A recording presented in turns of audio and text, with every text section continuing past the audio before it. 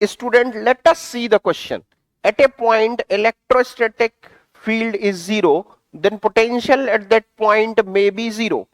Negative of potential gradient is equal to electric field intensity. ठीक है, तो ये assertion है, ये reason है. तो सबसे पहले अपन डिस्कस करते हैं बेसिक कॉन्सेप्ट पे. बेसिक कॉन्सेप्ट यहां पे इस फॉर्मूले से है, E is equal to minus dV upon dr. ठीक है, इसमें अगर E जीरो है तो यहां से आपके पास आ जाएगा dV is equal to zero.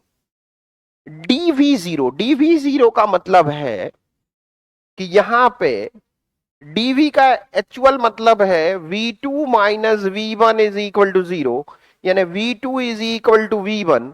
इसका मतलब है पोटेंशियल कांस्टेंट है. कांस्टेंट है तो जीरो भी हो सकता है. ठीक है, तो ये दो पॉसिबिलिटी यहां पे बन रही हैं. चलिए तो क्वेश्चन पे वापस आते हैं. At a point electrostatic field is zero, ये कह रहा है ई जीरो है यहां पे, E zero, then potential at that point में बी जीरो. तो पोटेंशियल उस पॉइंट पे जीरो हो सकता है, ये सही है. और इसके साथ इनको ऑप्शन ऑब्लिक में यहां देना था आर, दूसरा ऑप्शन हो सकता था कांस्टेंट. ठीक है, तो ये इन्होंने नहीं दिया है. Negative of potential gradient is equal to electric field, तो ये स्टेटमेंट बिल्कुल सही है. पोटेंशियल ग्रेडियंट, ग्रेडियंट शब्द कभी भी फिजिक्स में यूज हो आपको ध्यान रखना है, इसका मतलब होता है rate of change of the physical quantity with respect to distance.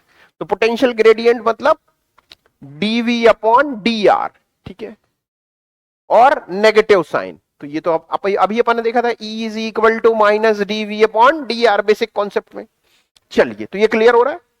तो स्टेटमेंट 1 करेक्ट है, स्टेटमेंट 2 करेक्ट है, लेकिन स्टेटमेंट 2 का करेक्ट एक्सप्लेनेशन नहीं है, क्योंकि यहां पे एक चीज कांस्टेंट और होनी चाहिए थी. ठीक है, चलिए, तो यहां पर दोनों स्टेटमेंट करेक्ट है बट करेक्ट एक्सप्लेनेशन नहीं है.